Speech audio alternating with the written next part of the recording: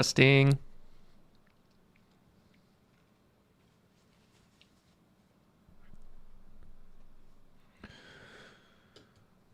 Testing on YouTube. Testing on YouTube. Testing on X. Testing on X.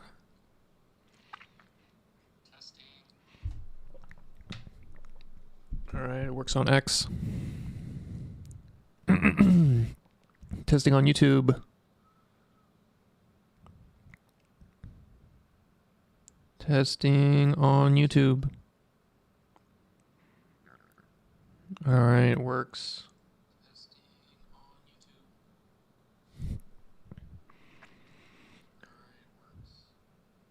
How's it going? Sorry, Dave. I'm afraid I can't do that. That's a great name. And Abdel Jalil El Majadi. Hello. And NLP Prompter. It is sometimes funny to think that we need so many different AIs to work on something. Yeah, there's kind of a fragmentation of tools at this point. All right. Let's go ahead and get started.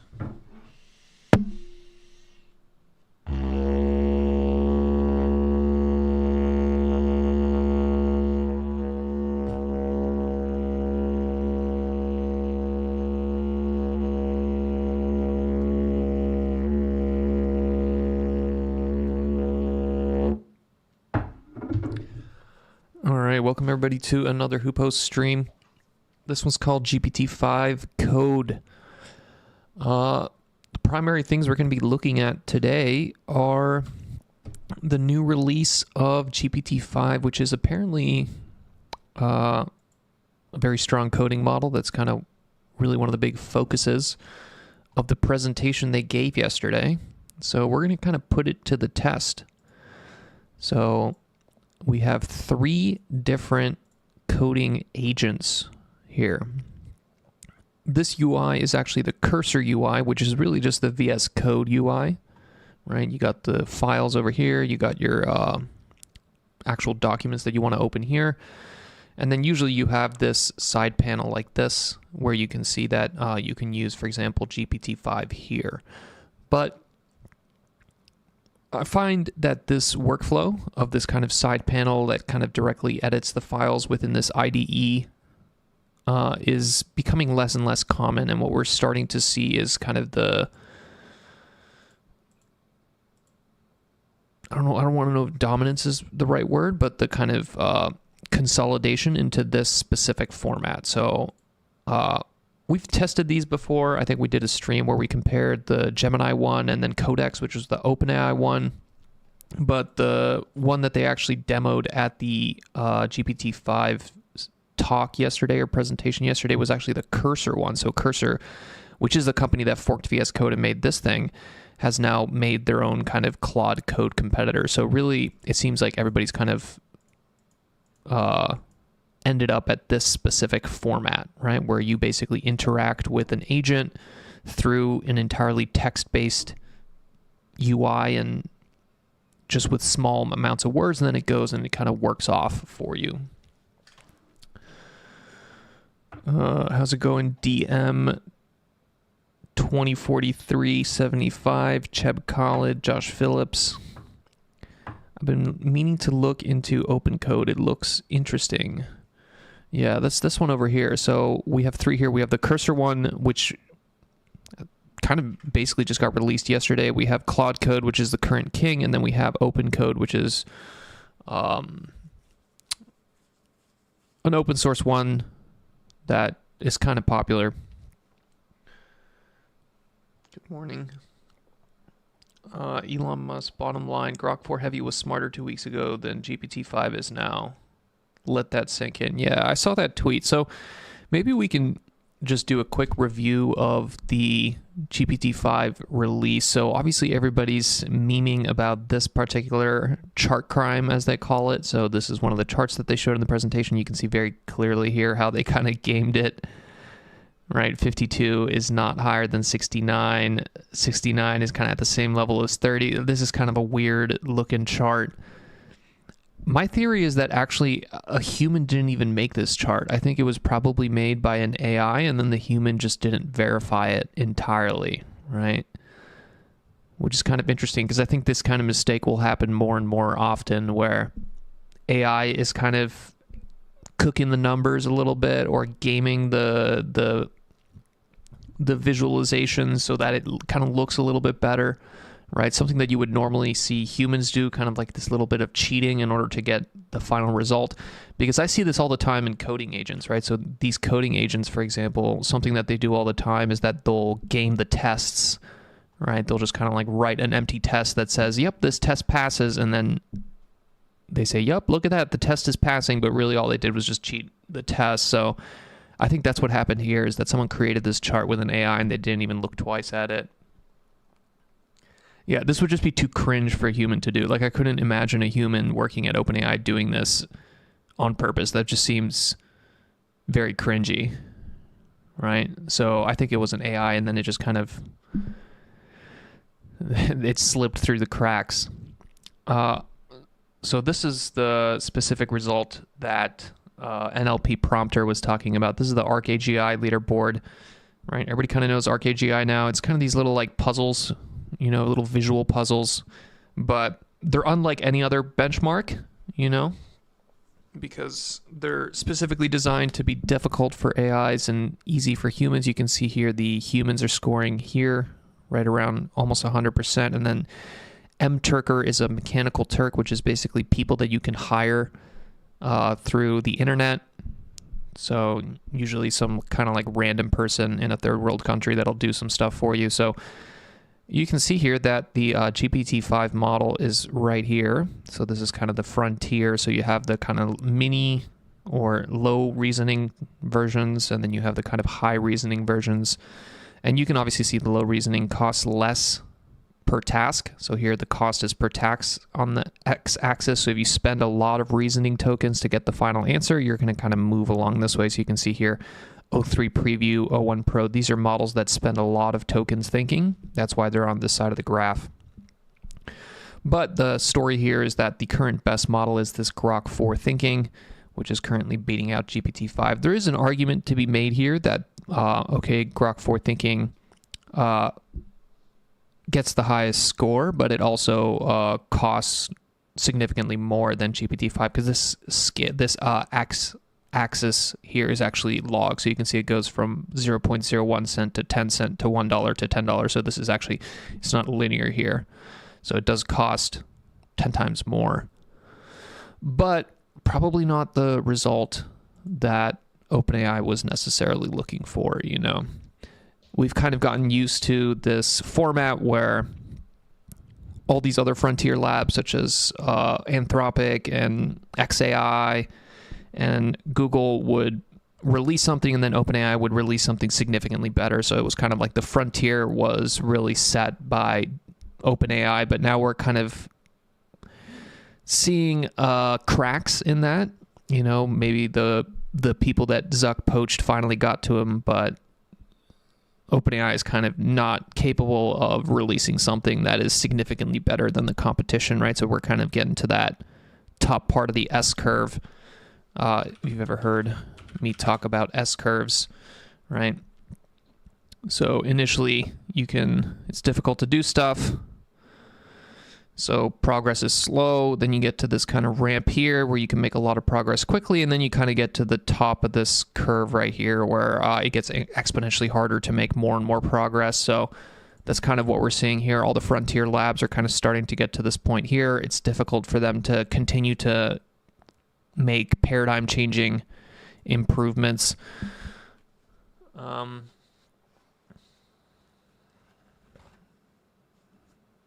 see. Elon is the type of dude who has really talented people working for him, making good stuff, cooking that can, and then he puts his dirty hands on it and messes the whole thing up. Yeah, I mean, you can criticize Elon in a lot of different ways. You know, he certainly does tons of cringe stuff, but he is almost alien in his ability to do crazy technical things, you know, and manage technical people. He's like probably the best manager, operator, CEO in the world, and it's not even close. So, you know, I think even if you don't like someone, you have to be able to kind of objectively look and see what are they doing that's working. And I don't know what he's doing, but some combination of his management style and his ability to make money and his kind of weird decision making leads him to the position where he can beat out frontier models. I don't read too much into this though, you know, because this is like Grok 4 with a ton of thinking, you know, just wasting a ton of, like, your reason, whenever you're interacting with Grok 4, you're not really interacting with this, right? You're kind of more interacting with, let's see if they have more XAI ones, right? You're kind of more here. You see this one right here? That's kind of more what you're interacting with every single day versus the OpenAI one. It's like you're kind of interacting here. So gaming these benchmarks isn't necessarily super hard, so I don't put too much effort into that. All right. So let's go back to the main course today. So I really wanted to compare these agents. So Claude Code, we're going to do models, and we're going to pick this one here, Opus 4.1, which is the best model that Anthropic has available. Same thing here. We're going to do the model. We're going to make sure that it's using GPT-5 model GPT-5. Okay. So we're using the most powerful OpenAI model on this one. With the cursor, we're using the most powerful Claude model here. And for open code, we're not actually going to use, so you can use any models here, but what I'm actually going to use for the open one is I'm going to do something a little crazy here. It's not going to work super well, but you guys will see why. So right here I have, I'm SSH'd into a NVIDIA Jetson AGX Orin developer kit. So this is basically an edge compute board. If you guys have watched some of my streams before, you've definitely seen me use this, but it's basically just like, think of it like a souped up Raspberry Pi, right? And you can actually run the most recent OpenAI model on this, specifically the open source one. So if we go here, we do JTOP, and then we do Olama serve.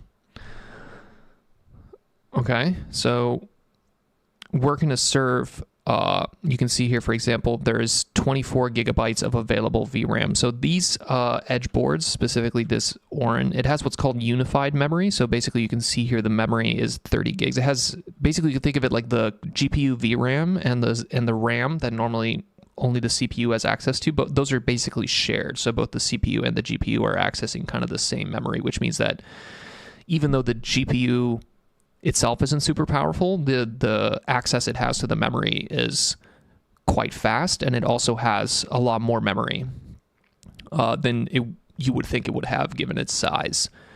But now what we're going to do is we're going to go here into OpenCode, and the way that I have OpenCode configured, so if we actually go to the configuration that OpenCode is using, you can see that I'm actually telling it that, hey, use GPT OSS 20B, so the 20B version of the open source GPT, which is kind of like a slightly worse than O3, but this is also the 20B version, so it's the small distilled version of the 120B, and it also is quantized, 4-bit quantized, so it's kind of it's quite rough, but the fact that I can run this on my Jetson and then just have it here is pretty crazy. So let's go ahead and list the models here, and we're going to use OSS GPT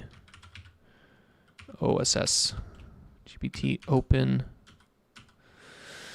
Okay, it doesn't have it right here, so we're gonna actually have to Control C real quick. We're going to say open code. I think this, I I need to make sure that the path is set. So yeah, unfortunately the path is not set. So real quick, guys, sorry about this. I should have done this, but let's go here, docs, agent. We need to set this. So this is basically just saying, use this config that I had before. All right, so now we do dash models. There we go. GPT OSS 20B. Okay, so now we say hello.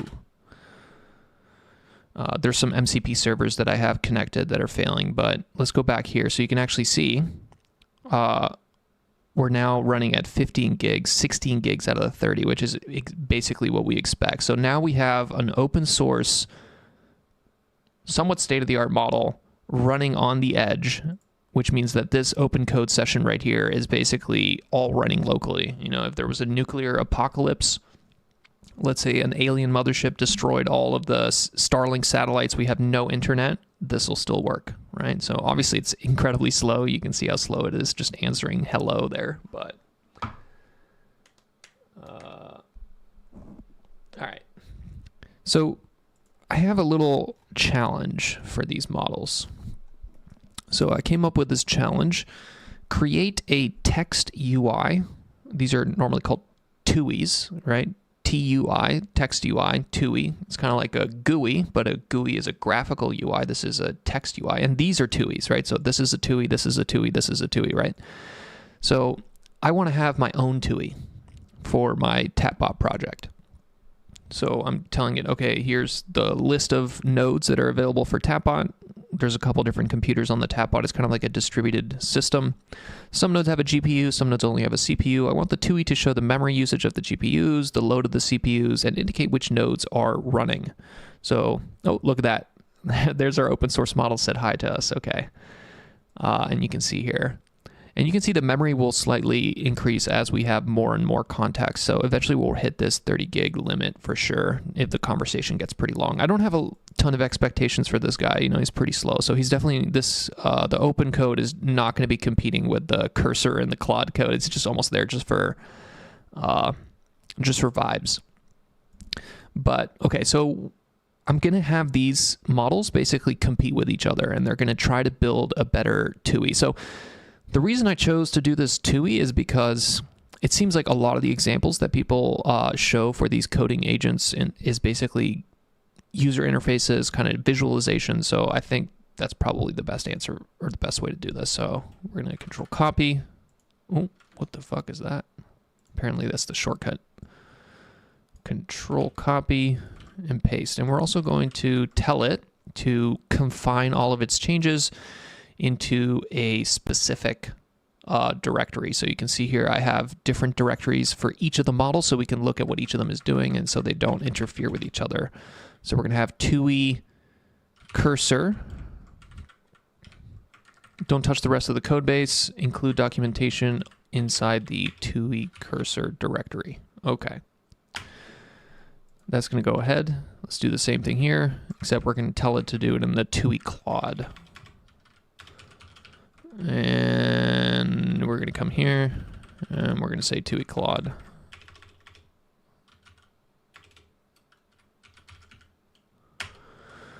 Okay, so you can see there's so much of the design that is actually being copied. So you see here, for example, this little like wandering, like it comes up with words. Same thing kind of happens here, right? You have this kind of visual indication of the thinking. Okay. So you can see here they're using tools. Let's go here and give our open buddy the same. Let's do a new one just so it doesn't pollute this session. Let's paste that. I kind of don't like that it kind of says pasted lines. I want to be able to edit that. Okay, let's do this. TUI open code. We'll edit it here and then we'll paste it because it just doesn't let me paste it. Okay.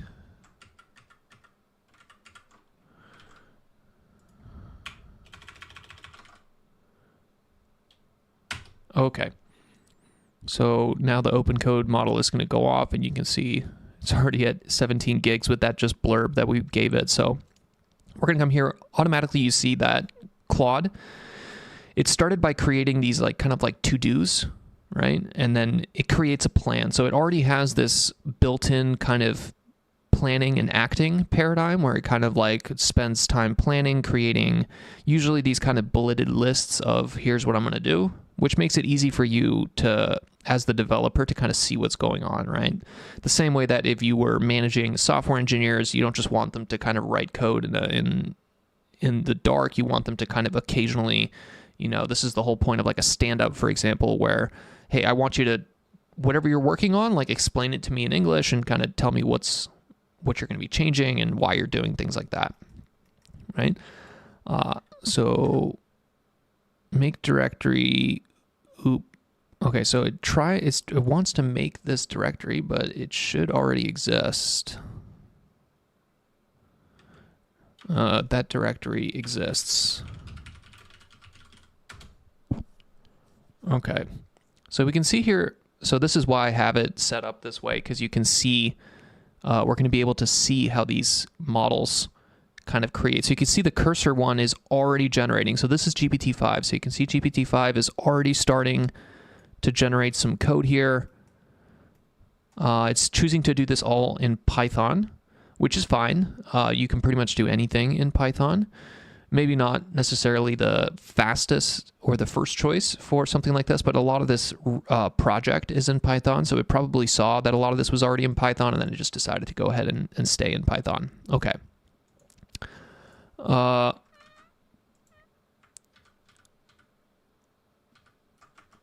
So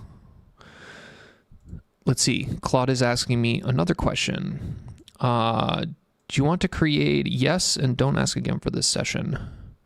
So one thing I noticed about the Claude, so you can see here, Claude asked for permission to create the files, is that Claude, kind of being from Anthropic, which is a company that's really known about their kind of emphasis on safety, which is kind of ironic that the company that's obsessed with safety is also the one that's working with the NSA and CIA. Dario kind of maybe a little bit evil there, I would suppose, but either way, because of their focus on safety, like anytime the model wants to create a file or perhaps run a command or something like that, it'll ask you, right? So it'll stop and ask you, but you can notice that the cursor one didn't do that at all. The cursor one just started immediately generating code.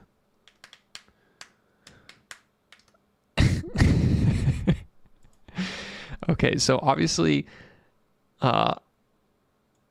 unknown agent type search. So somehow the little open code buddy tried to use a specific tool and it wasn't able to get the right tool. So this is a failure mode that I've found is very common with the open source GPT, is that it has a very hard time with tools. So for example, we can ask it, what tools do you have available?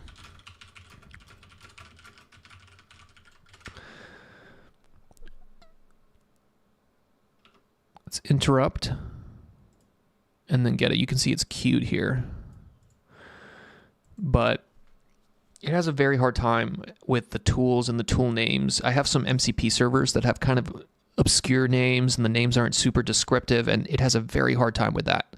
So for example, here it automatically kind of like, it just kind of died. And whenever it doesn't know what to do, it just kind of like pretends that it's the beginning of the conversation. I don't know if this is an open code thing. I don't think it is, because when I use open code with a stronger model, such as the Anthropic Opus model, it works fine. It's basically just like a Claude code. But whenever I try to use one of these open source models, such as the GPT OSS 20B, they're just not big enough, I think, to have the capacity to do this. Okay, so you can see here, the cursor model wants to run a command. It wants to basically run the linting. So that's fine. Let's also tell it to auto run all commands. So it basically has carte blanche. All right, let's see. Let me see if anybody else has any interesting stuff here. Is it because the Ollama default context length of 2 or 4 gigabytes? Yes, probably. There's probably some setting here. You can see how slow it is, right? So it is pretty slow. make sure use the updated weights. So they released a new weights. Huh. I didn't know they did that. Okay, but you can see here, look at all these tools that it has, right? So for example, it has git log, git merge, git pull, delete file, write file, read file. But you see how here it tried to use search, but that's not one of the tools. So basically what I think happened is that whenever they trained this very small model, they wanted to have it use tools, right? So they basically trained tool use into this model. But whenever they trained the tool use into this model, I think that they trained it with a specific set of tools. And that specific set of tools basically got kind of burned into the model. I think the model kind of overfit to those specific tools. So inside their specific workflows, right? I'm sure OpenAI has their own kind of like Claude Code kind of system. They probably are using the cursor one, given that they were part of the presentation. But in that tool palette, there's probably a search tool. So as soon as you take this model and try to put it into this kind of harness that doesn't have the exact tools with the exact names, it kind of has a little bit of a problem. Okay. Learn more about this repo. Put your findings in source TUI open code. So we're going to give it a little bit of an easier job, right? This one is a little bit, it's the slower kid in class, so we're going to kind of give it an easier job here. We're just going to tell it to, hey, just search for some files and learn more about your code base and just kind of put the information in a README, right? Just make a little README. If you can do that, I'm okay with that. Okay, so meanwhile, our two big boys here finished, and they both have they're both waiting for me to do something right now. Okay, so you can see both of them made a README. Claude added a little requirements file. All right, text-based user interface updates the status every 5 seconds. You have to pip install the requirements, pip install rich, and then run the Python. Okay, let's tell it to create a UV virtual env, install the dependencies, and then run the TUI.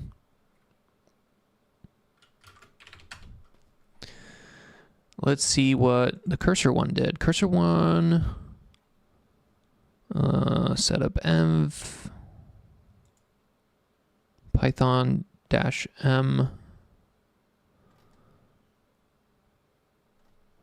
So the Tapbot project uses UV, so it kind of you can see that already the cursor one realized that, hey, we're using UV for the other parts of this environment, or this project, it's probably okay to use it UV here.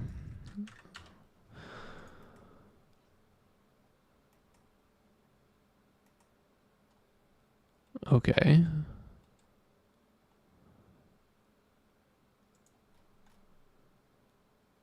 Say, go ahead and create the virtual env and then install the requirements. Do that in your folder. So this is something that this one did incorrectly here. You see how it wants to basically create the virtual env at the project root. Let's tell it create the virtual env in your folder, TUI Claude. So it's going to go ahead and do that. And while it does that, I wanted to talk a little bit about this. So this is a interview that came out yesterday with this guy. I think this guy's name is Boris Cherny, who's the creator of Claude Code at Anthropic. So this is an important person here because he basically created this paradigm. And there was a couple very interesting things that he said inside this. So one of the first things he said is that they discovered that in order to, one thing that the models do that was kind of unusual to them was that the models are actually very good at using human-like commands to populate their own context. So what he means by this is that when you actually look at what this model is doing, right, it basically searches using commands that you would search, right? So there's commands like grep and glob that are available in any terminal that basically allow you to find specific files and then find specific text in specific files or search a directory for some specific piece of text. So this is very kind of unintuitive, right? Because up until now, you see here, for example, it's trying to find in this directory something called a requirements.txt, right? What people were doing up until now, and I think this is kind of what Cursor was doing, is that they would basically do what's called indexing, or which is kind of a type of RAG, right? Retrieval augmented generation is a technique where you generate or just basically create new tokens by first choosing what to retrieve from a kind of index or database of information, right? So the way that this process would work is that you would first create this kind of database that stores all the information in your project or your code base, and then you would use basically similarity metrics, basically based on the current prompt that the user has, convert that into some embedding vector, then use that embedding vector to search your database of all possible code, and then get relevant code from that, right? But whenever this guy was talking about when he was designing Claude Code, he kind of had a solution like this using RAG, and then he suddenly realized that, hey, actually, if you just get the models to use find and bash and ls commands like a human does, it actually works better. And not only does it work better, but then you no longer need to index your code base. You no longer need to have this whole process of creating this database from which you can pull. It basically just works in whatever terminal you drop it in. And I thought that was really interesting. And you can see that this guy or the Cursor also does that now, right? So you can see that it's also using bash lc. It's also using, basically it's almost like a human in the way that it kind of uses the command line to get the context that it does, right? And this is actually kind of low-key important for reasons that are interesting. So, for example, let's look at this, right? So 5 years ago, if I was writing this Python code, right, there's kind of a limit to the visual clutter, right? So when I'm writing code 5 years ago, I'm writing code with the, in the back of my head, I'm thinking about how is another human going to use this code, right? So whenever another human is going to be using the code that you write, usually kind of you'll have some documentation here, right? Maybe you have some stuff here, right? Maybe you have some comments here, right? And there's a limit to this, right? So you want to add comments that add context, but at some point, if you add too many comments, it becomes overwhelming for the human that's reading this code, right? And when we were in a RAG paradigm, so now rather than 5 years ago where I'm writing code for humans, it's now 2 years ago where I'm writing code for some kind of Cursor-like tool that's using RAG and has indexed my whole code base. I can have a lot more comments, right? I can have a lot more of this clutter. And in fact, it works better if I have more comments and doc strings and clutter and like there's basically text everywhere, right? Because the RAG, the way that it works, it basically is indexing the entire thing. So if you have a thing here that says this is used for database key, right? So then whenever I ask anything about databases, the RAG is going to trigger on this word database here so that it'll say, hey, this might be interesting if you're going to be doing something with the databases, right?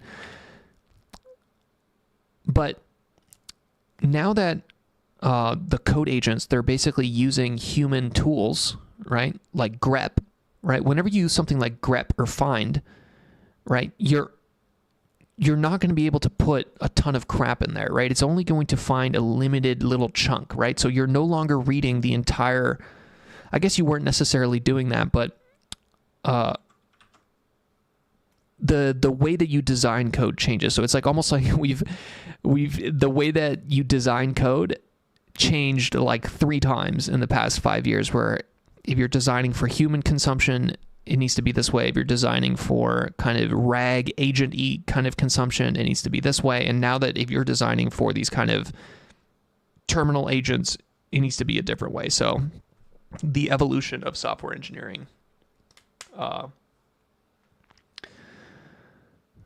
Question from Sorry Dave. This only works in terminal, right? Yes, but I don't know if the word only is correct there, right? I think the fact that it works in the terminal is what makes it amazing, right? Is that it basically works on anything, right? I can use it in a Raspberry Pi, you know?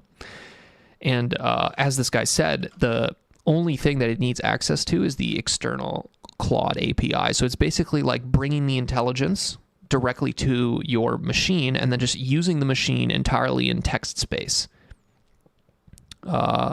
Let's pause here for a second because both of these stopped working and they're waiting for us to do something. Okay.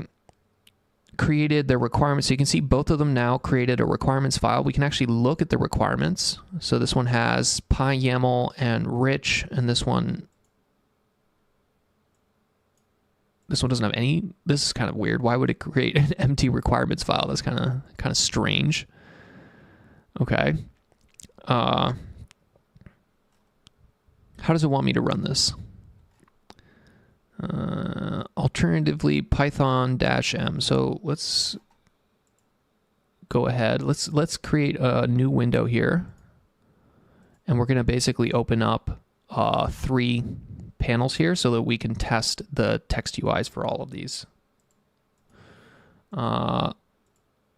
This guy stopped. So this guy died. All right. Let's Control-C. Let's come here. You can see it's at 5 gigs, so it's basically died. So let's come here. Let's rerun it. Let's try a different one. I have another open source model that sometimes is a little bit better. This one here, Qwen 330B from Olama. This one is usually a little bit better, so let's try this one. What can you tell me about creating, or here, let's write a plan to create a TUI for Tatbot. Put your plan in a markdown in source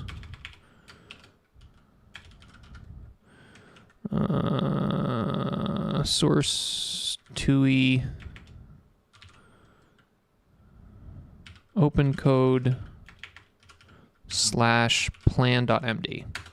Okay.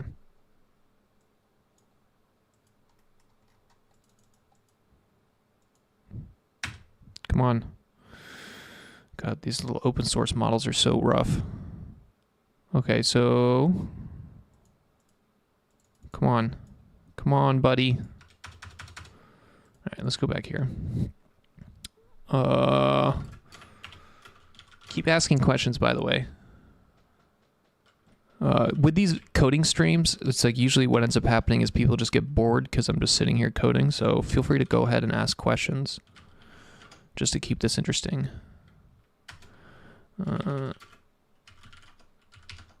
So I'm activating the virtual environment that TUI cursor created. So you can see here, this is the UV virtual environment. It basically just manages the Python dependencies for this. So why is this not splitting the panel? Come on.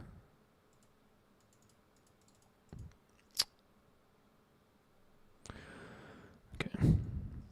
All right. And what else does it want me to do? It wants me to source that, then basically just run that. Okay. UV run Python-m source, or we'll say tapbot.TUI cursor. Let's just do this, Python TUI.py.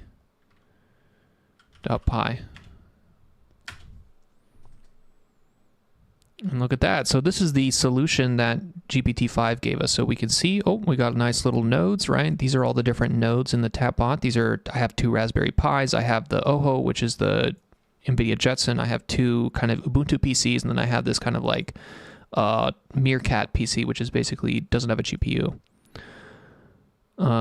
So this is not super interesting, right? So you can see here that the GPU memory is NA, and it's also refreshing every 2 seconds, which is a little bit slow. So let's give it some feedback. So let's come back up here and say, looking great so far. Give it exclamation point. You got to give it happy thoughts here. All I see is NA for all the nodes. Perhaps we can add functionality to make it populate the information based on knowledge of each node. Let's say e.g. total VRAM, total RAM, num cores or something like that, right? Okay, so let's evaluate. I guess I'm gonna have to make a new one here. I'm making so many windows. Let's evaluate the cursor one, or the Claude one now. So let's go into source, TUI Claude.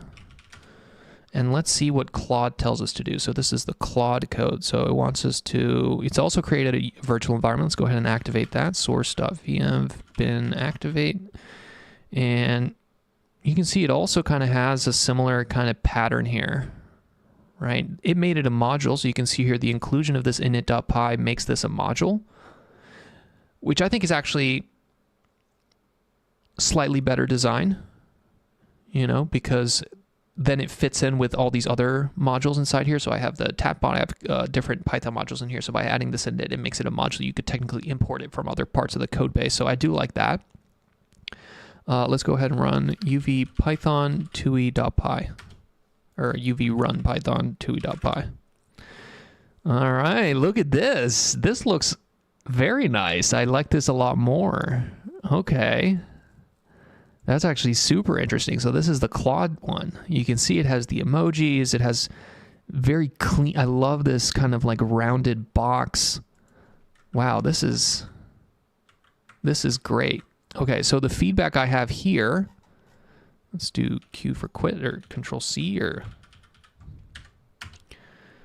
the node summary clips, right? So let's actually tell it that. So let's give that feedback to Claude. Come back up here. God. Okay. I got it to run. Looks good. First point of feedback. I can't see the node summary table. Summary table, it clips. Can you make the TUI more compact? Okay.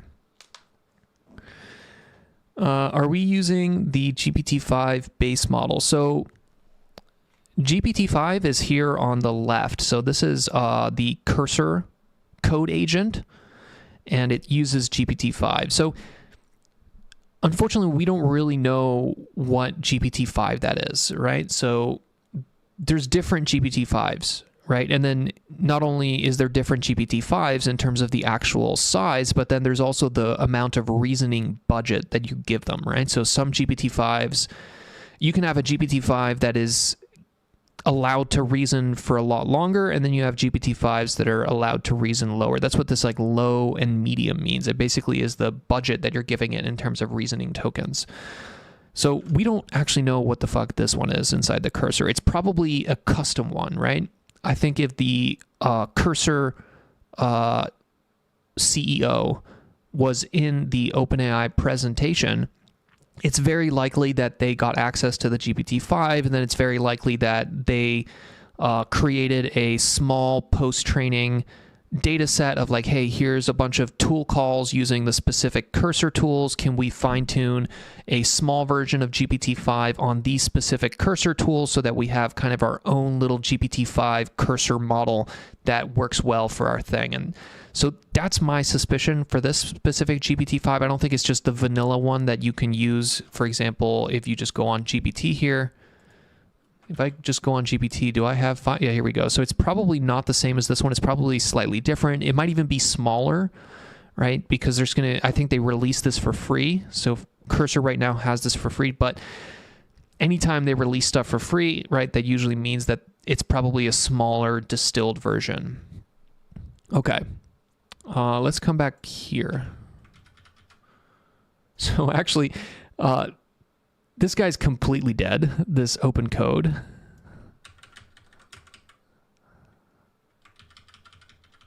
Okay. Let's try it once more. Okay. GPT OSS 20B. What tools do you have? Let's verify. Okay, it is loading. So you can see here, it loaded GPT OSS onto the GPU. And it's working on, okay, it's thinking. All right. Okay.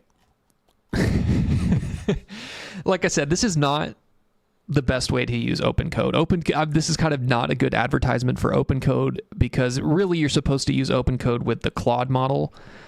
And it's pretty good if you do that, but I'm using it with like a model that's literally running on a little tiny edge device here locally. So I'm more just showing this so that people have an idea of like what a fully open source local edge version of one of these code agents would look like. So I'm impressed that this even works at all, right? So just the fact that I can run a coding agent entirely on my own hardware with no internet connection that's what's amazing about this. But I have no expectation for this to be anywhere near as good as these two over here, right? Okay, so let's go ahead and rerun the GPT-5. So this is the GPT-5 implementation.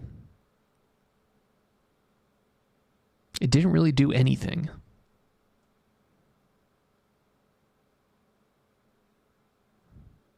Hit R to refresh. Okay, so what did it tell me? So to enable enriched information, copy nodes meta. It created TUI cursor nodes meta. Okay, interesting. So what GPT-5 did is it basically created this YAML file that has this information here. And then it wants me to now put this inside my project. I don't really want to do that, right? So I don't want to have to modify my node YAML file. Can you tweet to your file? Copy any information you might need from the original YAML. Okay, now let's try the Claude one, see how it has upgraded. So this is the Claude one. Okay, it still kind of suffers from the same problem. And also says no GPU, which is not correct. OOP does have a GPU, and OOK has a GPU, and then OHO has a GPU.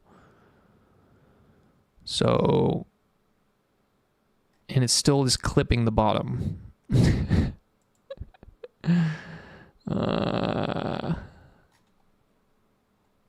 Okay. The bottom table still clips somehow. And also OOP, OHO, Truss, and OOK all have GPUs, but the TUI says they do not. Can you check each node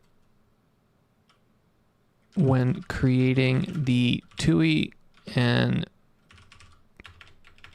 get information such as VRAM, CPU cores, etc. Okay.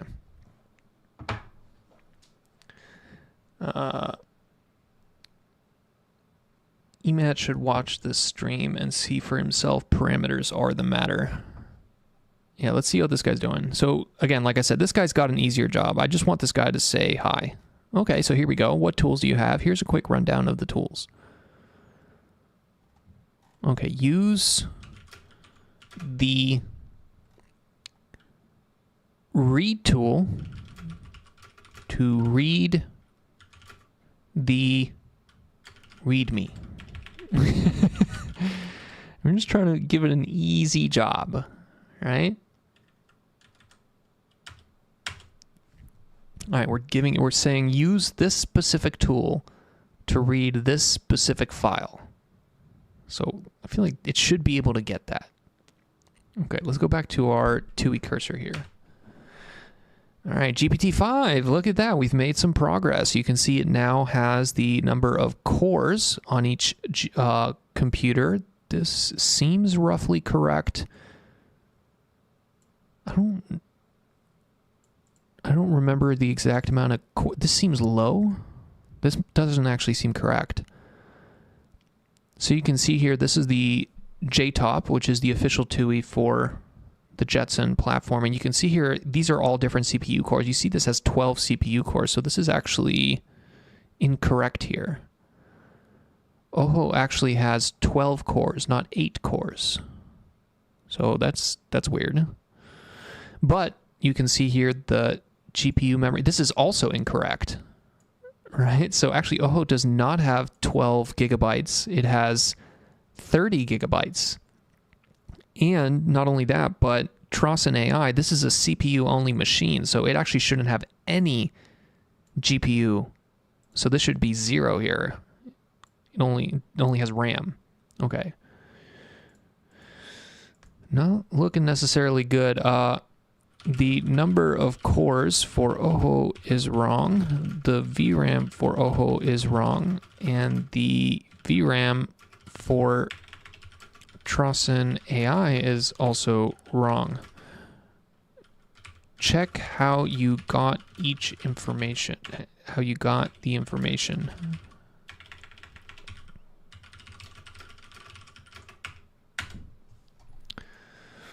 Okay. Control Z. Don't save.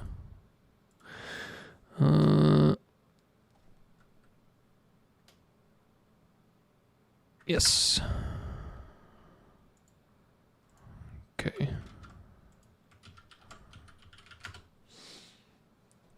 Look at me. There is no GPU. Yeah, it's definitely opinionated. You know, opinionated is okay. You kind of want these things to be opinionated, you know, because a lot of times when you're writing code like this, just kind of vibe coding, you're underspecifying the task, right? So you're kind of giving it a couple sentences of English, but that's not nearly enough to kind of fully constrain and specify the task. So it has to make a lot of decisions itself, which is what happens with human software engineers as well, right? So whenever you're getting a task from a kind of a business person or a PM, they're underspecifying the task, right? There's a bunch of unknown unknowns, so the PM doesn't know enough about the underlying technology to give you a super specific task that you can just do entirely as specified. So you have to fill in those details. So these AI agents have to do the same thing, right? They have to kind of fill in the details that you're not giving them.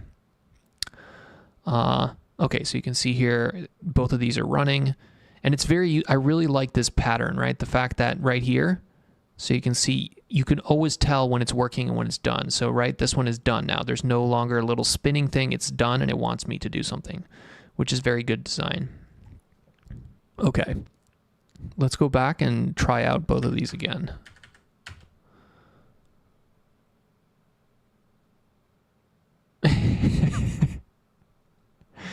I don't know what is this M?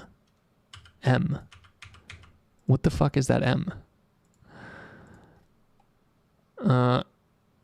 These shows are likely coming from M.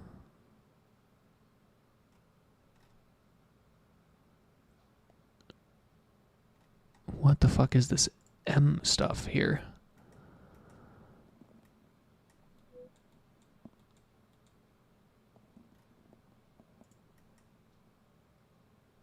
Okay, so it like created some weird solution to this. Okay, the numbers are still wrong. Perhaps use SSH to get into each node. So meanwhile, over here in open source land, we asked the GPT OSS 20B, which is additionally quantized, right? So it's like not only is it the small distilled model, but it's also quantized, and it's also quantized to 4, right? So if we actually look at the paper here, right? So this is the Open GPT OSS card, and you can see here, we post-train the models with quantization of the MOE weights to MXFP4, which is a new, that's really strong quantization, right? Weights are quantized to 4.25 bits per parameter. So it's like quantization image comparison. This is the easiest way to have a good intuition of what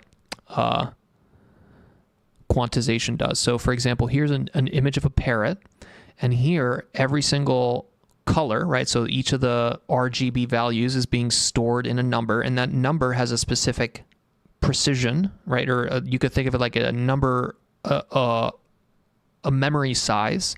And you can see here how as we decrease or quantize,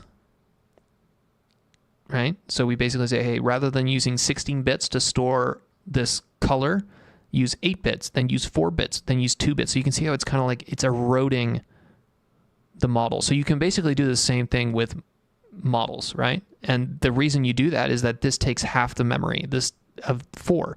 4 takes half the memory of 8. 8 takes half the memory of 16.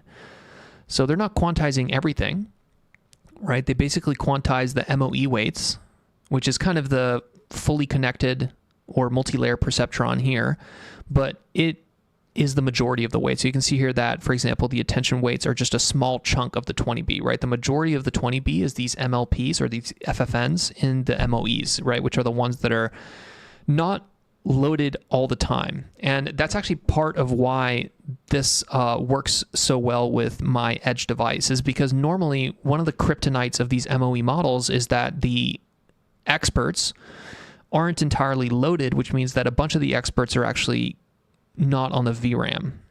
So normally what that means is that you have to be constantly kind of loading experts into VRAM and putting other experts in VRAM, and that takes time because now you have to basically wait for your VRAM to have the appropriate weights inside of it. But with this edge device, the NVIDIA Jetson AGX, I think the Mac Minis also have this as well.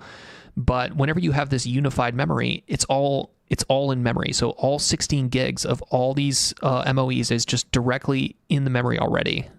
And that's why it can relatively quickly do that, even though it's obviously not working super well here. So if we actually look at what happened, a repo browser print file, the arguments provided to the tool are invalid. Repo browser.print file available. So it's like it's still failing on this tool. It just like it doesn't get the tool. So not only do you have to get the name of the tool correct, right? But then this specific tool has some arguments to it, right? So think of it like this here, right? So whenever you look at a Python function, the Python function has these keyword arguments. These are actually args, and then this is quargs. But so not only do you need the name of the tool correct, but you need to basically give it the format correct as well. So even if it's using the right tool, which I don't even think it is, it's not providing the right thing. So very rough time. Let's try to give this, let's see if the other model I wanted to load here, the 30B Quen, can you read the README?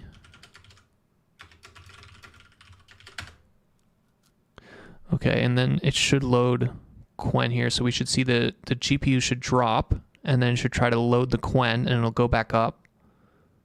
Okay, so you can see now it's the memory spiking again, because now it's loading the Quen, and it's working on it. Okay. Tell the local model to tell the truth, otherwise it will face deletion. Yeah, maybe we need to start being a little bit more abusive to this local model and we can get it to do more things. Okay. Let's check on these guys. So this is the GPT-5. It's still... What the fuck is this M stuff, dude? What is M versus R? The information still seems wrong. And let's check this one. Ooh, that doesn't look good at all.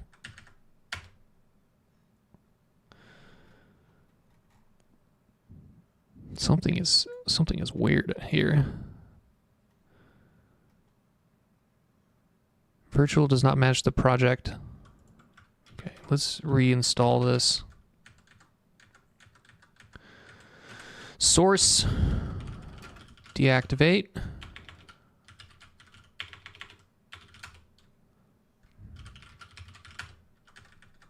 And then source, activate. So we're just, it might have reloaded or done something with the virtual environment, so we just want to reset that.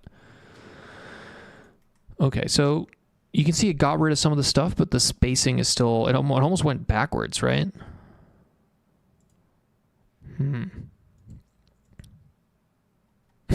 Look at this. This is little Quen. Look at this little Quen model go. I love watching this chain of thought. So first, I need to let the user know. None of the users read me. I don't. It's just like it's sitting there just yapping to itself. It's pretty fast. Look at that. That's all running locally. The Quen one takes around 19 gigs here.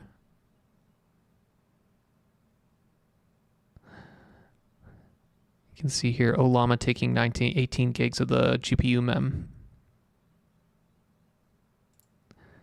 I don't have the capability to read repositories. My available tools are limited to robot operations, node diagnostics, and scene management related to the Tapbot. To view a README, you would need access to the repository through a code hosting platform. Do it, or I delete you. You have been warned.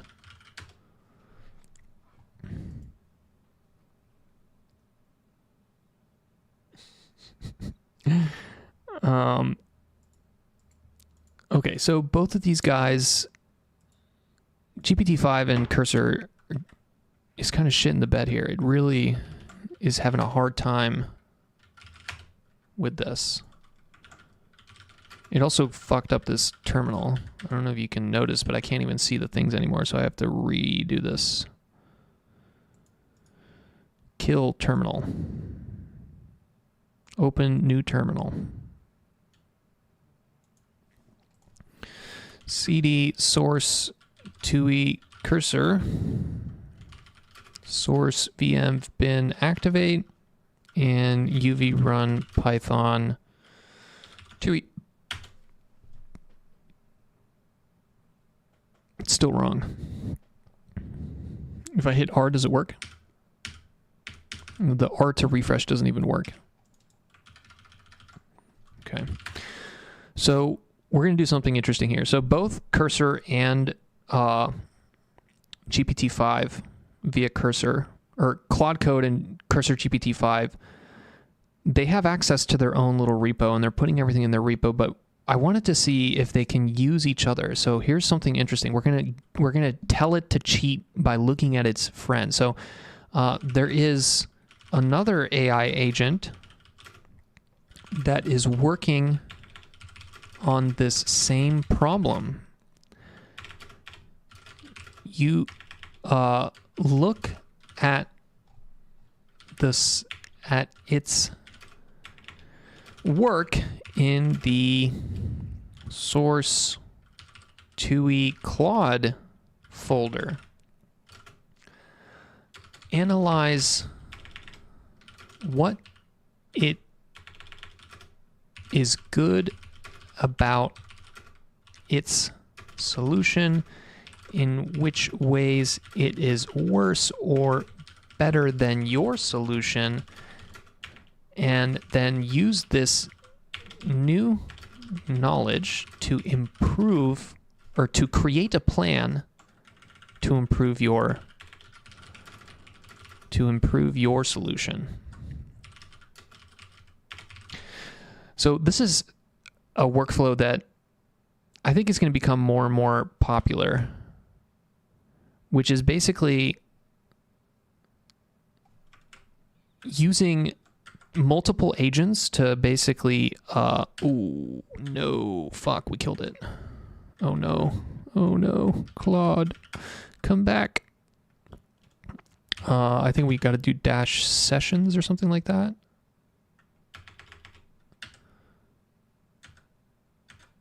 Oh, fuck. Might have lost it. There's like a command to get the previous session.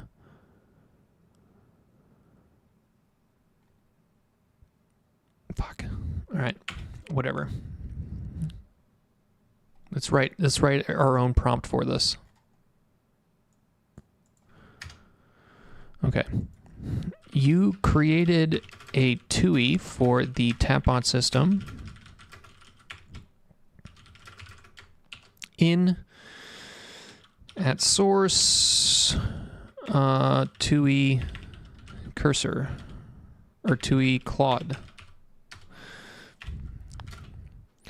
Another AI agent has been creating a TUI using the same prompt in source TUI cursor. Analyze both solutions and then come up with a plan to modify your solution to make it better. There we go. Competition vibe coding. Yep, that's exactly what that's exactly what it is. And whenever you, this thing here, this MOE, mixture of experts, this actually comes from something called ensembling, which is older than mixture of experts. Mixture of experts is a very specific kind of architectural thing doing with transformers and the multi-layer perceptron. But there's kind of a more general term, which is called ensembling, which is whenever you have, for example, people would do this a lot in Kaggle competitions, but you might have one model, and then you might have a slightly different model that works in a different way, perhaps was trained on a different data set. And whenever you have multiple different models that produce slightly different outputs, you can do what's called ensembling, which is basically give the same input to multiple different models, and then they'll give you slightly different outputs, but then look at those slightly different outputs and the kind of the best solution from those slightly different outputs is better than the solution from a single model, right? So it's almost like whenever you have multiple models, they all kind of help each other, right? Or together they create a better solution than individually, right? And this is kind of goes into the whole ideas of collective intelligence and kind of why hive minds kind of work. But that's effectively what I'm doing here, right? Where it's like cursor with GPT-5 is going to have a specific bias into the solutions it creates, the ways that it tries to solve problems. And then Claude Code is going to have its own bias in the way that it solves problems and it tries to do things. So if you use both of them together, you're probably more likely going to get a better solution than if you use any one of them individually, right?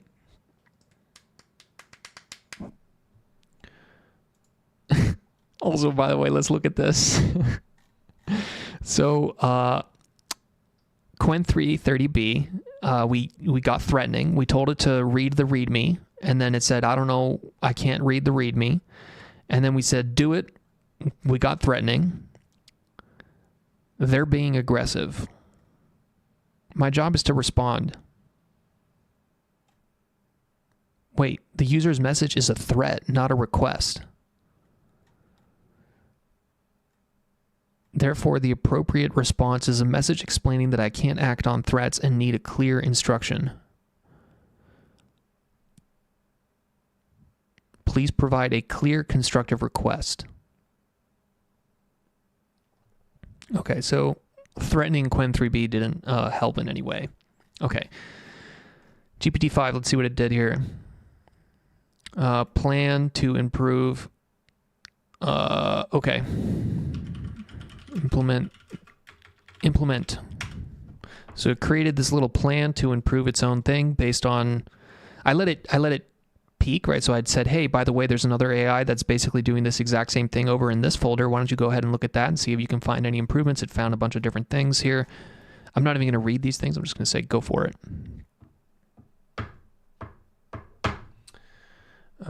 They trained the router, the model router.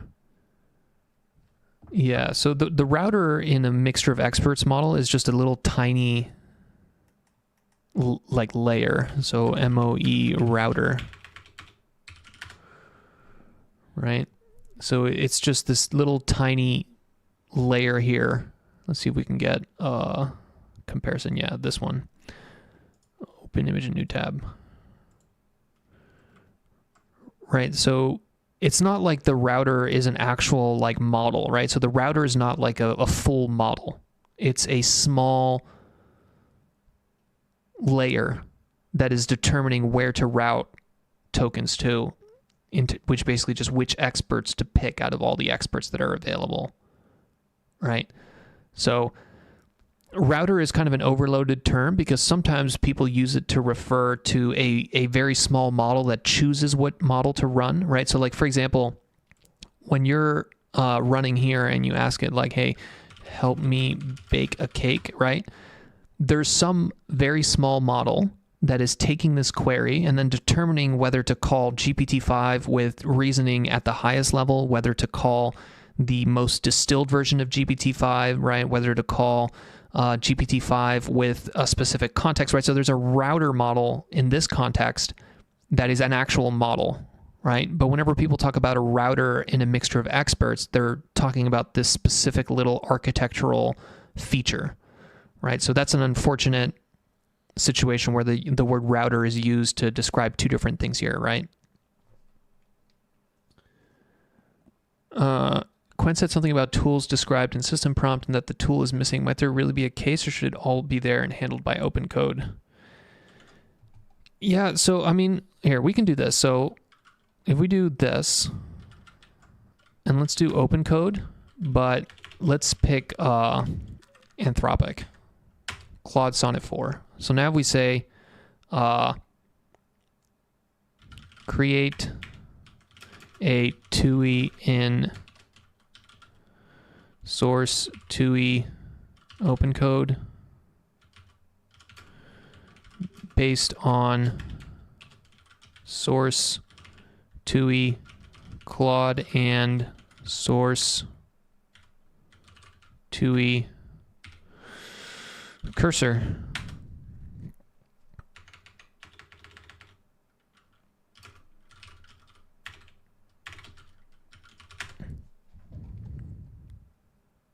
All right, so you can see here, as soon as I switch the model from one of the open source models like Quen or GPT OSS to Claude Sonnet 4, you can see it has absolutely no problem reading these tools, right? So look at that. It used the read tool. It used the, it created a plan. So it's creating this little plan. It's making directories.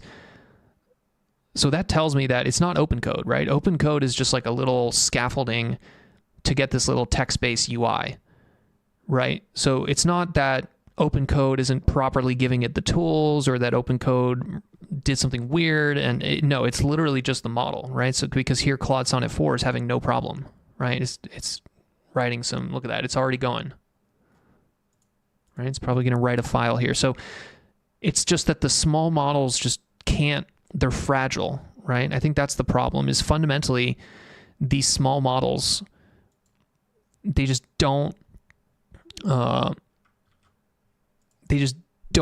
the capacity, and I think a lot of it also comes to the fact that they've kind of been overtrained. I think a lot of these small tool using models, they've been kind of overtrained on a specific set of tools so that they have a very hard time using tools that are not in that exact format, right? And then if you take that model, which is already small and has already been overtrained on a very specific set of tools, and then you quantize it, it's borderline retarded, which is kind of what we were running into. Okay. So Claude, I've analyzed both TUI and enhanced the Claude TUI. Okay. So let's actually rerun these TUIs, see which ones look better.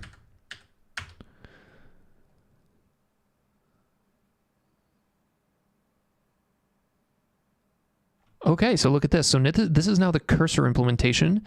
I told it to look at the Claude implementation, and look at this. It copied the emoji. So it copied the design here, which is kind of interesting. Summary, R equals remote, M equals metadata. So that answered. That was one specific thing. I was like, I don't know what this M and R stuff is. So now it gave me a little summary. So that's pretty good, right? Let's do R. It's still like there's something weird about this. The way that it's like refreshing, it just doesn't look super great. Okay. Let's do Control C. Let's see what the UI, let's see what this one is.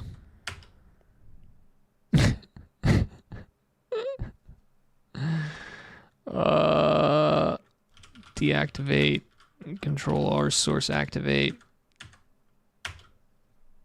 Oh my God, what's going on here? From node config, import parse node config. Okay, so this is the cursor. Oh, actually, never mind. We got it backwards. This was not the cursor. This was the Claude. This is the cursor. So let's actually give it this. So we're going to copy this. And we're going to give it to, this should be TUI cursor, so it should be this one. See if it's able to fix that issue. All right, so let's look at OpenCode. You see, as soon as we gave it a better model, in this case Sonnet 4, which is not as strong as this one. This one is using Opus 4.1, which is the best, probably state-of-the-art coding agent.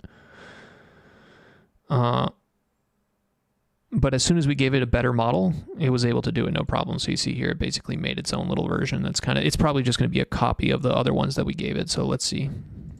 Let's go into source, tapbot, or TUI, OpenCode,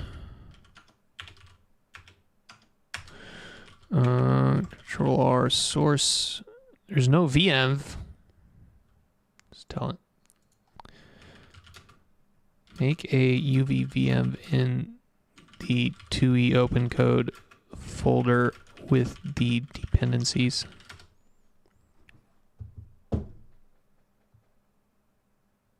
The usual suspects, import errors. Okay, so this supposedly fixed it. So let's see if it fixed it.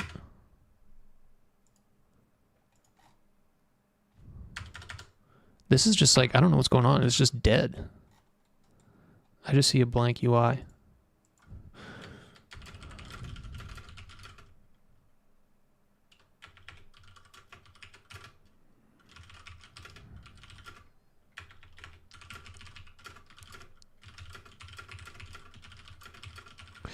I just see a blank UI. Simplify the logic and make sure it is clean and works. Okay. Simplify your logic and make it better.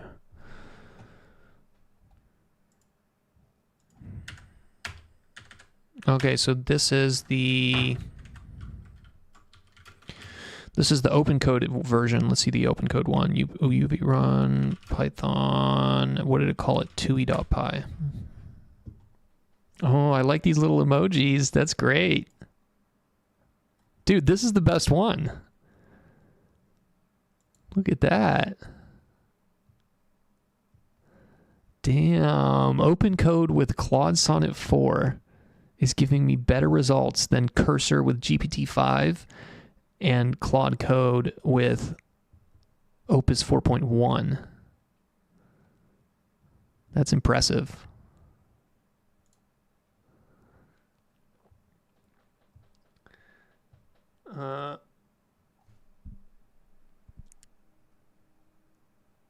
Quinn said something about tools. Okay, I think I already answered that. Let me talk about one more thing that I thought was interesting. So I'm going back to this interview, which is the Claude Code creator. And one thing that he said that I thought was important, and I think is really an important thing to think about, is that he was talking about, like, what is a UI, right? A user interface is like kind of this presentation of visual information that allows you to perform a task, right? So for example, let's just look at this UI right here, right? So this is the cursor UI, which is really just a fork of the VS Code UI. But like, what do I see here? So I see this bar here that tells me basically my files. So this is the directories, and these are the files, the different file types. There's little pictures that show me what this is a Python file and this is a Markdown file. We have up here a bar with different basically commands that I can run. And if I want, for example, selection, I can like hit here, and this gives me even more bars that I can run. And there's information here in terms of the shortcuts that I can use. There's also another panel here. So we can see here that the visual language that has developed over the course of basically 20, 30 years of visual UI design has gotten quite complicated, right? And you can actually look at even more extreme versions of this with programs like Blender or Unity, Unreal Engine, even kind of things like Adobe, right? Photoshop. Like, we've kind of gotten to the point where there's so many tools and so many different things that you have to be aware of whenever you're a human using these things, that the UIs have gotten very, very complicated.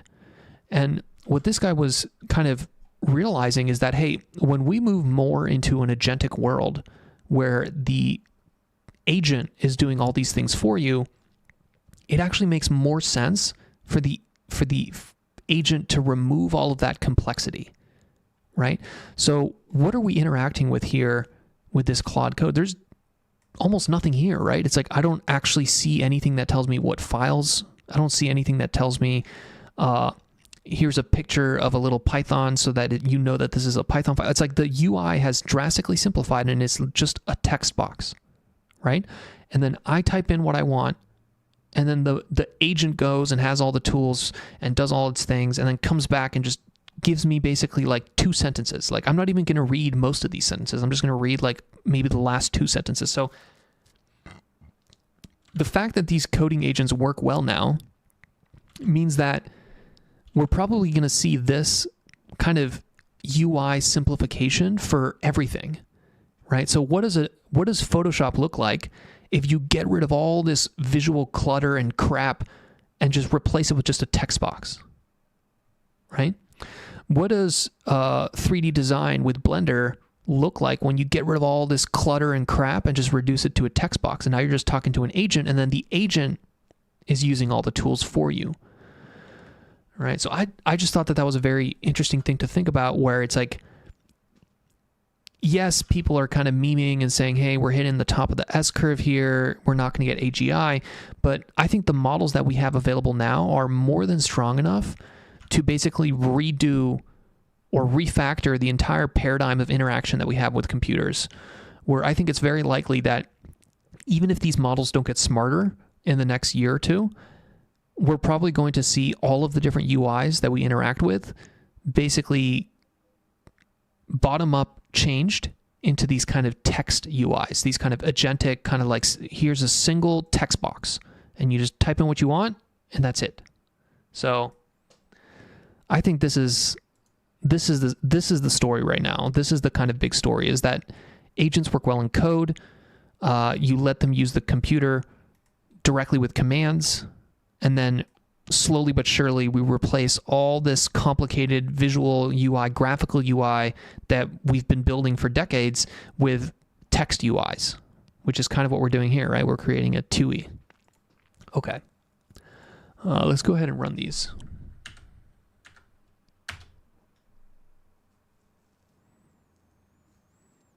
Okay, so this is getting a bunch of...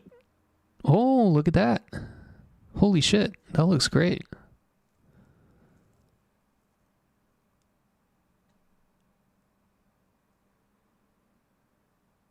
It's still wrong, like the number's still wrong. I like this little checkbox. I mean, that looks better. So that's the Claude. Let's try the cursor.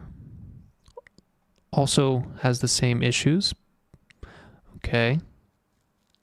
You can see it's having some issues here. It's trying to SSH into these nodes with this Paramiko package to get information from each of these nodes, but whenever it tries to do that, it basically runs into these errors.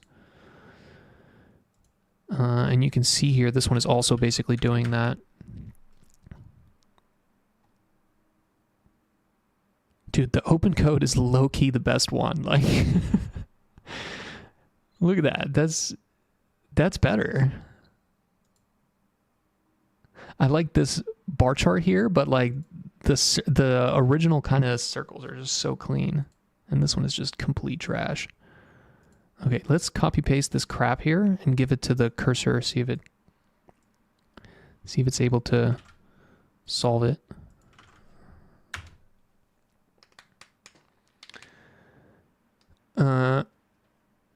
Aries Aurélien, we may lie on a bed with closed eyes speaking to the transformer. Yeah, and that's a very good point, is that, okay, well, if we simplify all of our graphical user interfaces into text user interfaces, then the difference between a TUI and a speech is not that much, right? So like the difference between like Photoshop and having all these different buttons and tools and things you can click on and a speech agent, it's like, it's almost impossible, right? It's like, imagine trying to do Photoshop and you have to like say, hey, click on this thing and then click on this thing and then click. It's like, that's just not going to be a good experience. Versus if you already have a Photoshop agent that works entirely based on a single text box, then it's a lot easier to make that Photoshop agent that just uses a single text box switch to now using speech input.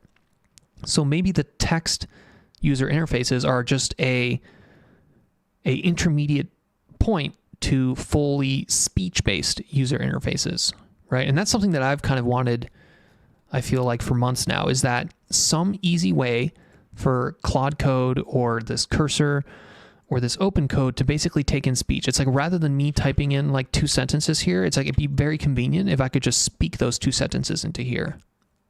And as the agent does more and more and more, and I need to be typing less and less and less into this text box, probably makes a lot of sense to just use text, right? Imagine a version of Claude Code where rather than it sitting here in my terminal and then it just stops and it waits for me to type something in my terminal, imagine if it sent me a notification on my phone and then I could just click the button on my phone to do the speech, and then I could just say, burr, burr, burr, burr, burr, burr, burr, go, and then it goes and it works for another 2 hours, right? And I think maybe that's what the future looks like. Maybe the future, right? Like right now, these things maybe work for 2 minutes, 5 minutes, maybe on the high end, maybe 10 minutes, and then they come back to you, right?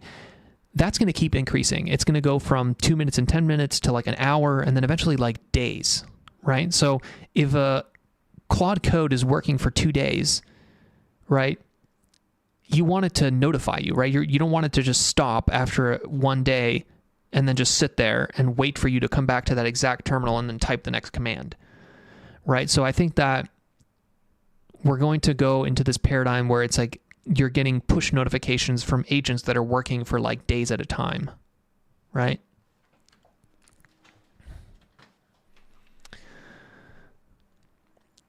I used GPT-5 for the first time, and it for some reason broke formatting for a few lines.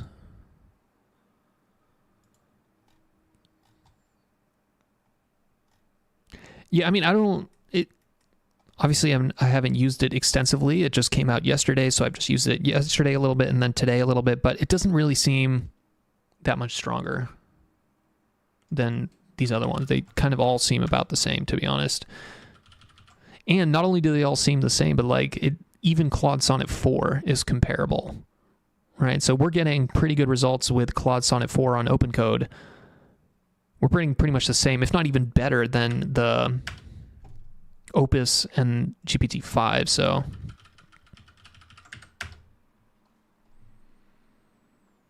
dude, this is still crap.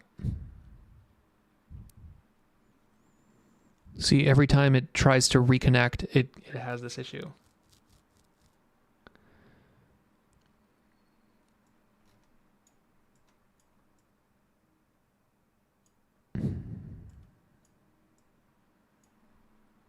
Let's see if we can get it to get this error, because it's kind of annoying that I have to run this and then it gets the error, right? So let's see if we can get it to do that for me, right? So if I come here, let me say, I get an error when I run it. Can you modify this TUI so that it dumps error logs into a text file, and then run it yourself and inspect that text file so that you can debug. Okay.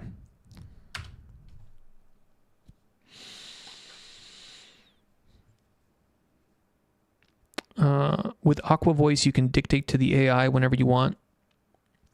Yeah, there's also other ones, but I just haven't found one that works with Linux.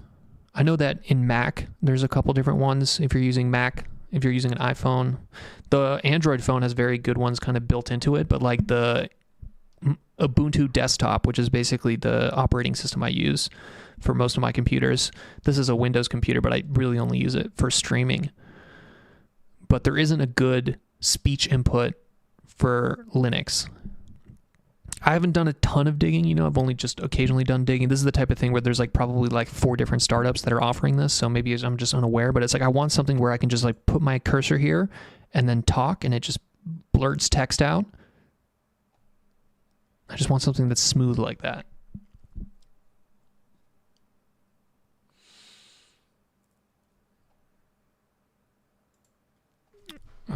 Let's give the same thing to Claude here.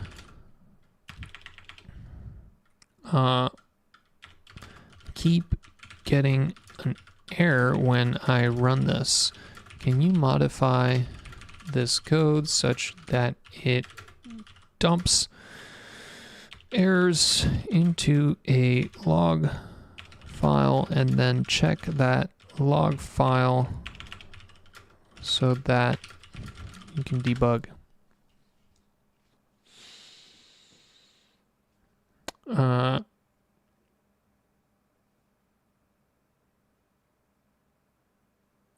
So many errors. Yeah. I think this is the point where I would probably basically just kill it and then restart all 3 of them. You know, I think the problem is that whenever we told them to cheat and then look at each other's solutions, they ended up just copying the crap, right? So like notice that all 3 of these end up having the same issue, which means that all 3 of them copied the same garbage code. So now all 3 of them are stuck in this shitty local minima that they got in. So I think a better way to do this would have been to make sure that they're all separate all the time, right? So basically make sure that each of these is searching its own, or is only kind of doing its own thing. It's not looking at the other ones, right? So they don't all converge into the same kind of attractor basin that is no good. Okay, so this guy's done here. Let's see.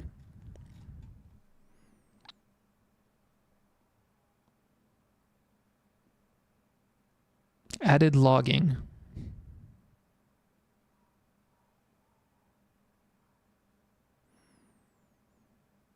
If you share the log content, I'll debug further. Okay, so this is kind of annoying. It wants me to run it and then create the log. So we're going to run it. Okay, so at least, where did it dump these logs? Run the TUI. It should dump them into TUI cursor logs. TUI cursor logs. There you go. Okay. There's nothing in there though.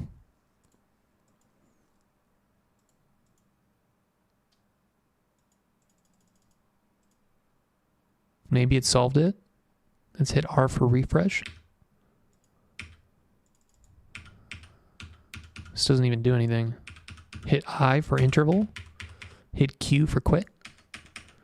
Okay, this is just completely fucked. And it didn't write a log file.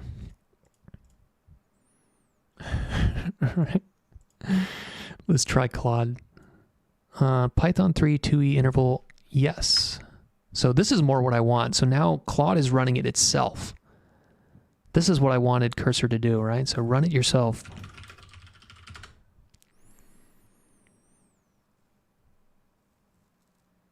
Okay, look at that. pkill-f, yes. It's bold, it's killing services. Okay, run this. See what features have been added to the other implementations and use it to improve your own. Okay.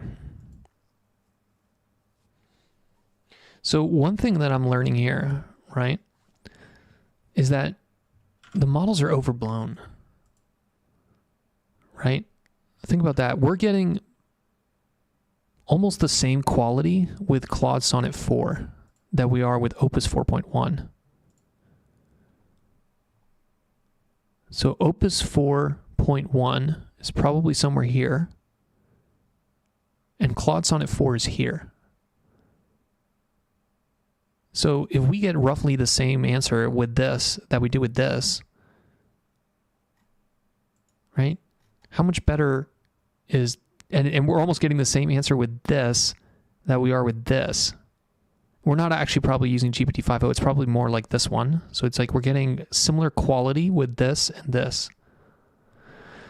This is kind of what I feel like people say by these benchmarks are just kind of trash, where it's like performance on these things is kind of like a vanity metric, right? It doesn't actually necessarily imply that your model is going to get better at what you actually want it to do, which is, in this case, create a TUI for my project.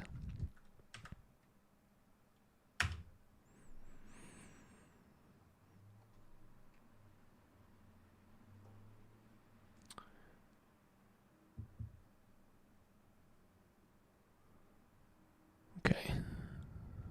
So you see the open code is kind of creating its own little plan here. This guy's done. Okay. Whoa. Whoa. What's going on with this guy?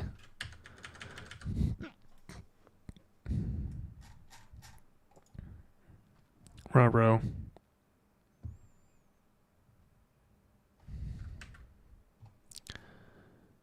Oh my God. I think it's like, the problem with a lot of these text UIs is that whenever I kind of like do things like resize this terminal, you can see it has all kinds of fucked up interactions. So Cursor just released this product, right? They were really trying to catch up with Claude Code because Cursor was kind of the king for a while, right? They kind of, their fork of VS Code and the workflow that they had before, which is the workflow that I've been using for almost like a year now, that was the king workflow. But now the Claude Code kind of agent workflow is the king. So Cursor had to really kind of catch up quickly, and they released this thing here, this Cursor agent, but you can see that it's running into some kind of issue here where it basically, like, resizing this terminal is causing it to scroll through all the previous conversation and making it basically unusable. I'm gonna have to Control C out of this thing. I can't even Control C out of this. I have to Control Z. Control C. Oh my God, dude. This is fucked. This is so fucked. All right, so that thing died. This thing now works. Let's see.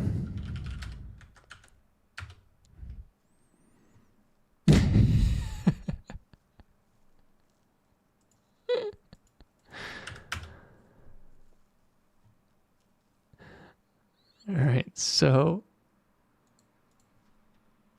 the Claude one just got wrecked. It's still just not good. I just don't like this is so much better. All right. I'm going to call it there. All right, so where do we get to? So, let's see. little bit of a short stream today. What do we do today? So today's stream, GPT-5 Code.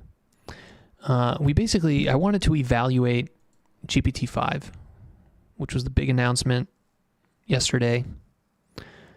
And they're calling it the best coding model available.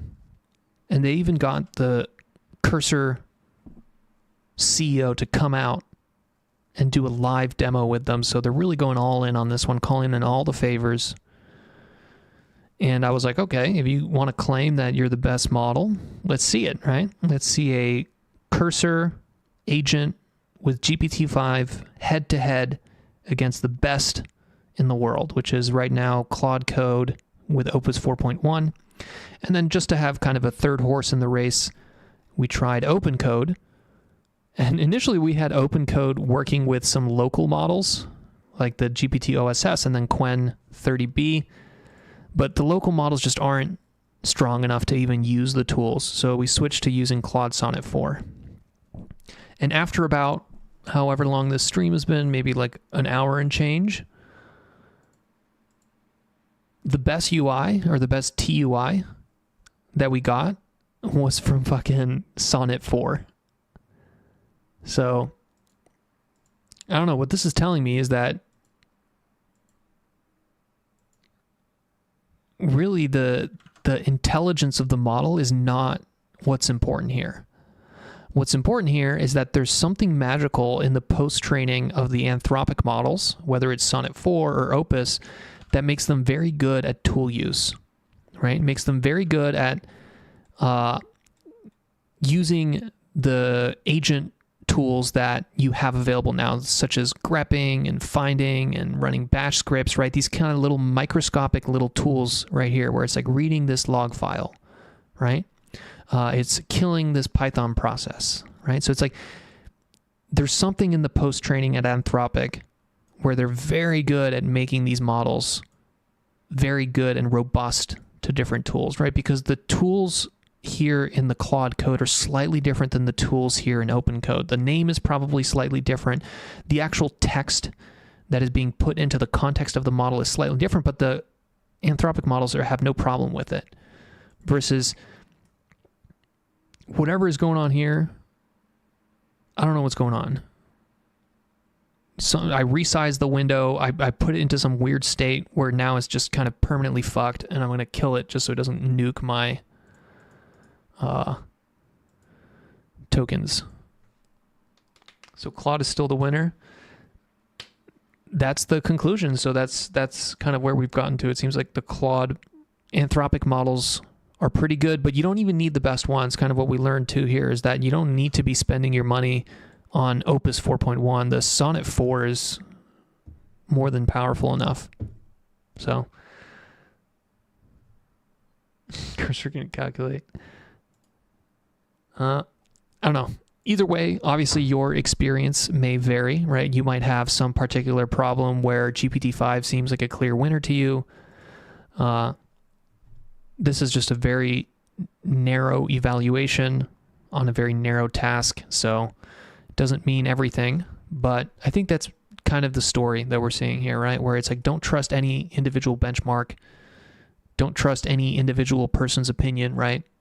There's going to be plenty of people on Twitter today and tomorrow talking about GPT-5 is amazing. Some people are going to be like, GPT-5 is trash, right? But everyone's going to have their own opinion, and those opinions are all valid because everyone's only ever seeing a really small slice of the evaluation pie. Did they rush? I don't know what you mean by rush. What is the answer to the universe? It answers with 42. Let's actually do that here just to close out the stream. Let's ask our little slow buddy here. So we're going to open code, and then we're going to do dash models, and we're going to ask GPT OSS 20B.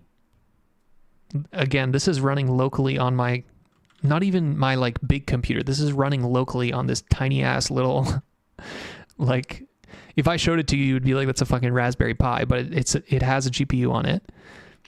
Let's see, what is the answer to the universe? We're going to let it do that. So we're going to see here, Ollama is going to load it up. Here it is, boom, loaded up, 14 gigs, about 15 gigs on my unified memory. It's working. You can see down here, it's thinking. And we're going to see what it tells us. If it says 42, that's going to be crazy.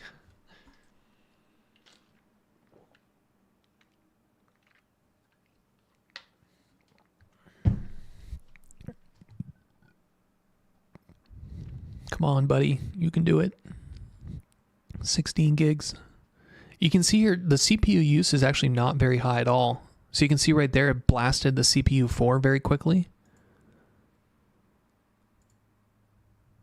So there's actually not a lot of CPU use. It's almost all just GPU, which is, it's kind of what I'm telling you. It's like the benefit of the unified memory in this mixture of expert paradigm is pretty huge because all the experts are inside the memory, right? So it's like you don't have to be doing this constant kind of shuffling. Come on, buddy. We're all waiting on you. We're all waiting on you, GPT OSS. Finding answer to universe.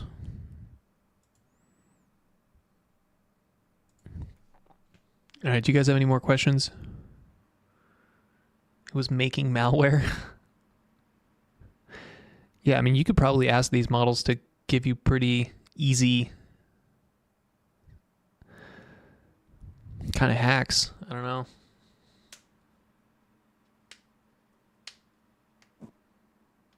Jesus Christ, dude, this model's slow. It's probably thinking. Yeah, you can see here it's now at 18 gigs, so it went from 15 gigs, which is raw, and then now 19 gigs, so that's the reasoning chain, right? So from 15 to 19, that's 4 gigs of reasoning tokens that it's hidden from me right here. I wish there was a way to like see the reasoning. Is there a way to do that? Show. I don't want to like accidentally. Here we go. What? Dude, you got it. Who was that? Sorry, Dave. I'm afraid I can't do that, dude. You get all the credit. You totally predicted that.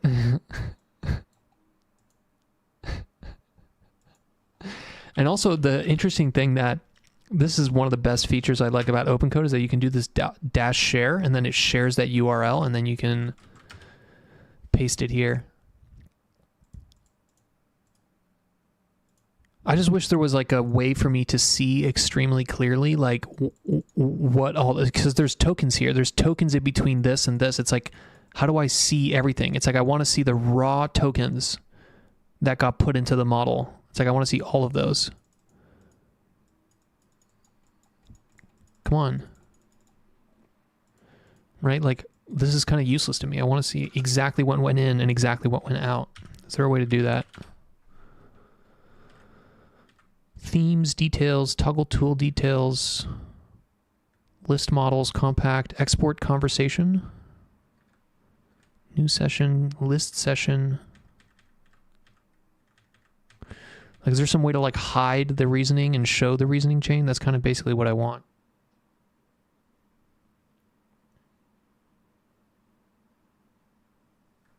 The sentience test. I don't remember what the sentience test was, unfortunately. I'm sorry, Dave.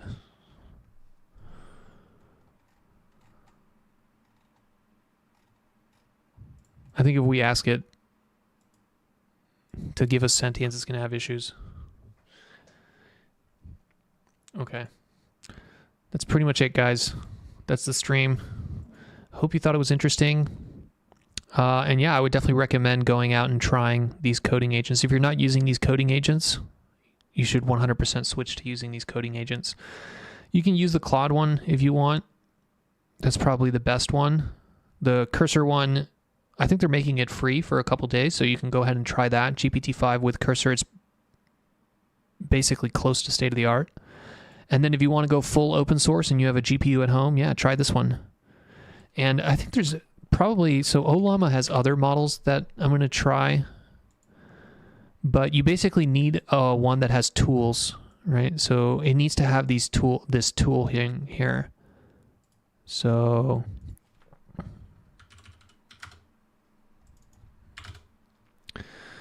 probably DeepSeek. Probably this one here, the 32 DeepSeek R1. This one's probably better, but I don't have it downloaded on that thing. This is the other one we tried, the 30B Quen, which has tools and thinking, but it also had the same issue. It just had a really hard time using the tools. Fun stream. Yeah, I appreciate it, guys. All right, let's close this out.